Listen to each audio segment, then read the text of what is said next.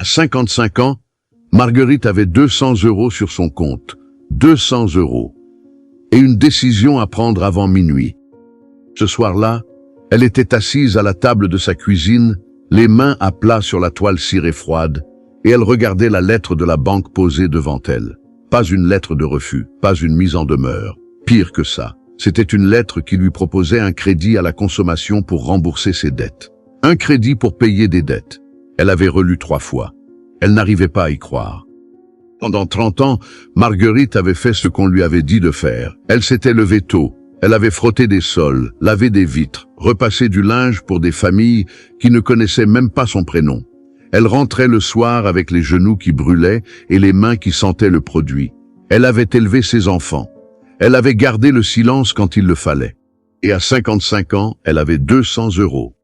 Ce soir-là, quelque chose a failli se briser en elle pour de bon.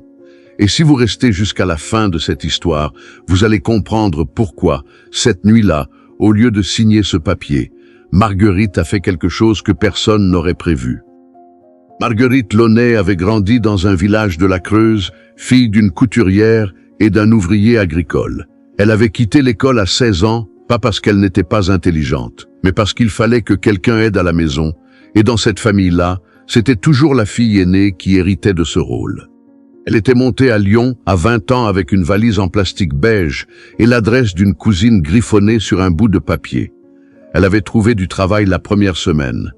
Femme de ménage chez une famille du 7e arrondissement, puis chez une autre, puis encore une autre. À 30 ans, elle avait une petite clientèle stable, un appartement de 2 pièces à Vénissieux et un mari qui travaillait dans le bâtiment. La vie n'était pas facile, mais elle était honnête, c'est ce qu'elle se disait. Marguerite avait un détail qui la rendait différente des autres femmes du quartier. Elle portait toujours, autour du poignet gauche, un fin bracelet de fil rouge qu'elle avait tressé elle-même à l'âge de 12 ans, le jour où sa mère lui avait appris à faire les nœuds. Ce bracelet avait été refait 20 fois, mais il était toujours là. Les femmes chez qui elle travaillait ne le remarquaient jamais, mais c'était la première chose que les enfants voyaient. Ils lui demandaient toujours « Madame Marguerite, c'est quoi ce fil rouge ?» Et elle souriait.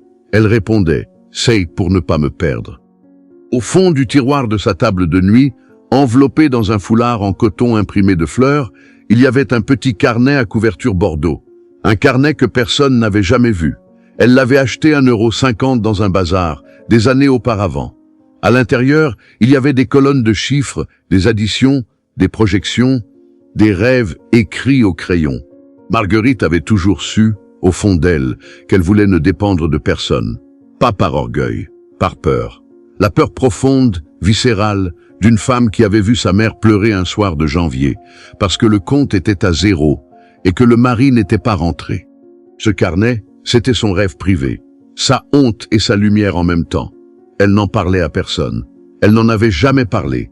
Elle le gardait comme on garde un secret qu'on a trop honte d'avouer et trop peur d'abandonner.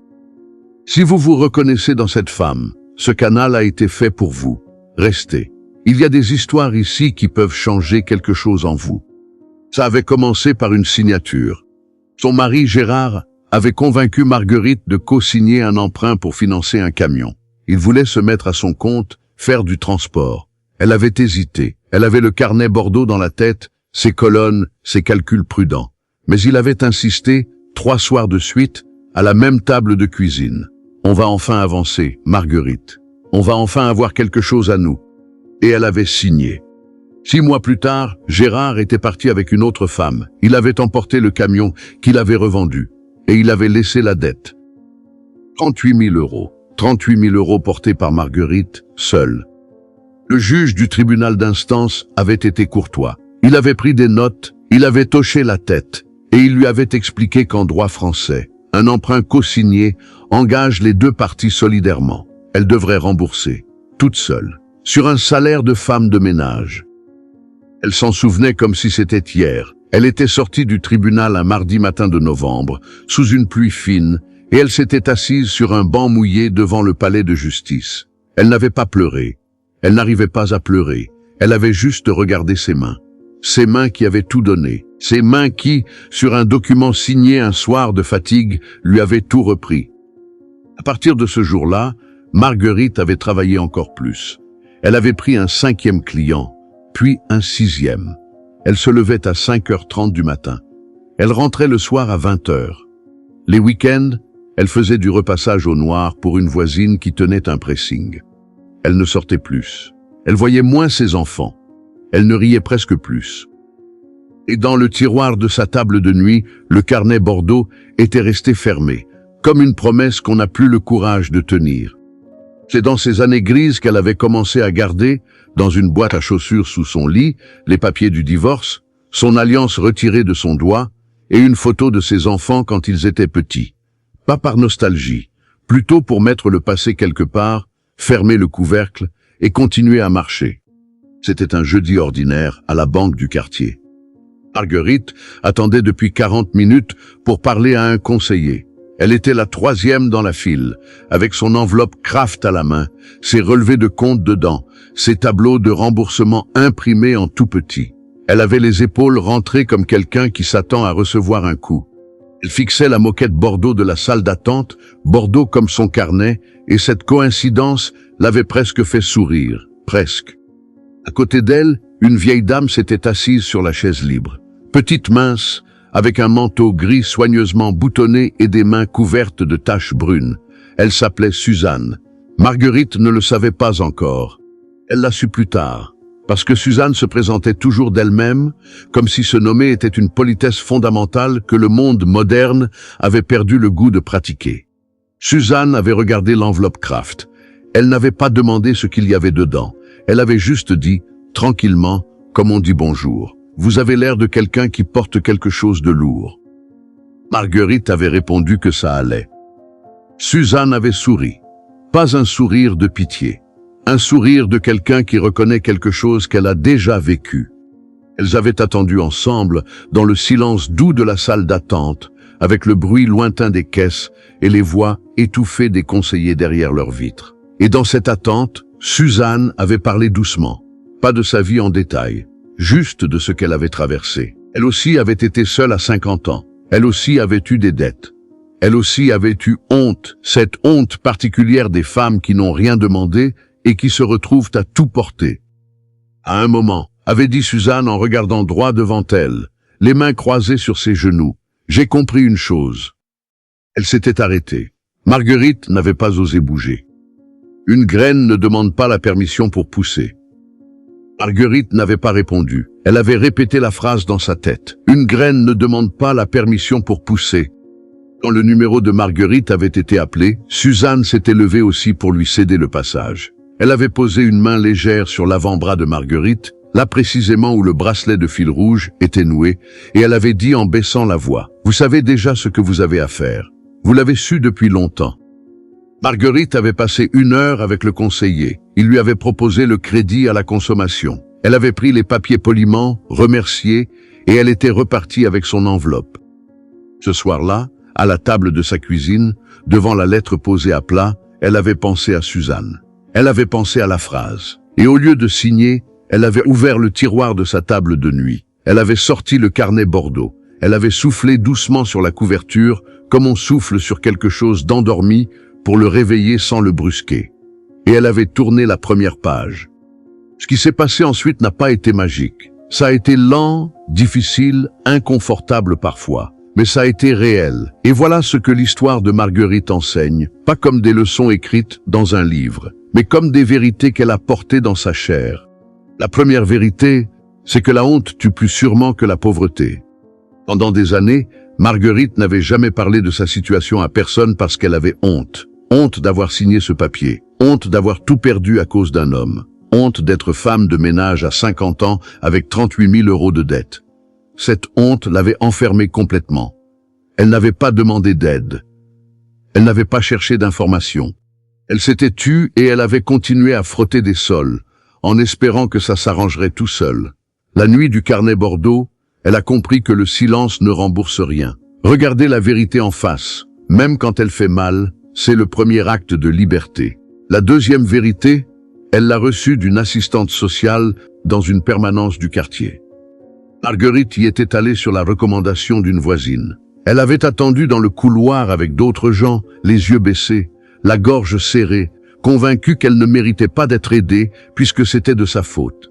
Et cette femme, Nadia, jeune, directe, sans excès de compassion, mais avec un respect immense pour les gens devant elle, lui avait montré quelque chose qu'elle ignorait complètement. En France, une personne surendettée peut déposer un dossier à la Banque de France, une procédure de surendettement. Ça n'efface pas les dettes, mais ça les gèle, ça les réorganise, ça donne de l'air pour respirer à nouveau. Marguerite n'en avait jamais entendu parler. 30 ans à vivre dans ce pays, et personne ne lui avait jamais dit ça. Ce jour-là, elle a compris que ne pas savoir coûte plus cher que n'importe quelle dette. La troisième vérité a été la plus difficile à avaler. Elle devait gagner de l'argent autrement. Pas beaucoup, pas tout d'un coup, mais autrement. Elle avait regardé ses mains. Qu'est-ce qu'elle savait vraiment faire en dehors de nettoyer? Elle savait repasser. Elle savait cuisiner. Elle savait s'occuper des personnes âgées avec patience et douceur. Sa fille lui avait dit une fois, en plaisantant, « Maman, tu es la seule personne que je connais qui peut tout faire. » Cette phrase avait flotté dans sa tête un soir de décembre. Sa fille l'avait aidé à créer une annonce sur un site de service à la personne. Marguerite avait refusé au début. « Je ne suis pas une marque. Je suis une femme. » Mais elle avait fini par accepter. La première semaine, elle avait eu 2 demandes. Des gardes de personnes âgées le week-end, 50 € de plus, puis 60, puis 100. Elle avait commencé à déclarer tout ça correctement avec le chèque emploi service universel pour ne pas travailler dans l'ombre et construire ses droits à la retraite. La première fois qu'elle avait vu sa fiche de paie supplémentaire, elle avait pleuré. Pas de tristesse, de surprise, d'elle-même. La quatrième vérité, elle l'a découverte dans les pages du carnet Bordeaux. Elle avait recommencé à écrire dedans. Pas des rêves flous cette fois, des chiffres. Combien elle gagnait, combien elle dépensait, où partait l'argent qu'elle ne voyait jamais arriver. Et là, elle a vu quelque chose qu'elle n'avait jamais osé regarder en face. Elle perdait chaque mois 40 € en frais bancaires, en petits abonnements oubliés, en prélèvements automatiques pour des services qu'elle n'utilisait plus depuis des années. 40 € que le système prenait tranquillement parce qu'elle ne regardait pas. Elle a tout annulé en une soirée. 40 € récupérés. Ce n'est pas grand-chose, dirait-on. Mais pour Marguerite, ces 40 € représentaient 1h30 de travail de son corps. Voir ça clairement, noir sur blanc, dans son écriture à elle, ça a changé sa façon de regarder l'argent pour le reste de sa vie. Et la cinquième vérité, c'est la phrase de Suzanne, qui l'avait portée depuis le début sans qu'elle le sache vraiment. Ce soir-là, la nuit de la lettre de banque, Marguerite avait failli signer ce crédit parce qu'elle croyait que quelqu'un d'autre avait la solution, la banque, le conseiller, le papier officiel avec un cachet dessus. Elle attendait une permission, la permission de s'en sortir, la permission d'aller mieux, la permission de mériter d'essayer. Et Suzanne, sans le savoir, lui avait dit l'essentiel. Une graine ne demande pas la permission pour pousser. Marguerite n'avait besoin de l'accord de personne pour commencer, pas de la banque. Pas de ses enfants adultes, pas du souvenir de Gérard. Elle avait besoin d'elle-même seulement. 18 mois. C'est le temps qu'il a fallu. Pas un miracle, pas une nuit. 18 mois de petits pas qui ressemblaient à rien de l'extérieur et qui ont tout changé à l'intérieur. Le dossier de surendettement avait été accepté par la commission. La Banque de France avait gelé les poursuites des créanciers. Elle avait un plan de remboursement étalé sur 7 ans, des mensualités de 230 €, supportables, intégrées dans son budget. Pour la première fois depuis des années, elle savait exactement où elle allait et combien ça allait lui coûter. Ce n'était pas beau, mais c'était clair. Et la clarté, elle avait appris ça vaut de l'or. Ses annonces en ligne avaient commencé à générer des contacts réguliers. Elle avait 2 dames âgées à garder chaque week-end, une rue Garibaldi et une avenue des Frères Lumière. Elle faisait du repassage pour 3 familles du quartier. Elle avait commencé à accompagner une dame du 3e étage de son immeuble pour ses courses et la préparation de ses repas du soir. Tout déclaré, tout propre. À la fin du 10e mois, elle avait mis 200 € de côté. Le premier argent qu'elle épargnait depuis des années. Elle l'avait mis dans une enveloppe en craft. Elle avait écrit dessus, au feutre noir, d'une écriture appliquée comme celle d'une écolière, pour moi. Elle avait posé cette enveloppe dans le tiroir, à côté du carnet Bordeaux, et elle était restée là un moment dans le silence de sa chambre, avec juste le bruit de la rue en dessous, et elle avait pensé à sa mère qui pleurait un soir de janvier. Elle avait pensé à ce que sa mère aurait ressenti, tenir une enveloppe comme ça dans ses mains. Ses revenus complémentaires avaient atteint Au bout de 18 mois, 200 € par semaine en moyenne. Pas chaque semaine identique. Parfois 150, parfois 250. Mais 200 € en moyenne, chaque semaine, qui venait s'ajouter à son salaire habituel. L'exact montant qui était sur son compte le soir de la lettre de banque. Sauf que maintenant, ces 200 € ne disparaissaient pas. Ils s'accumulaient. Ils grandissaient. Ils lui appartenaient.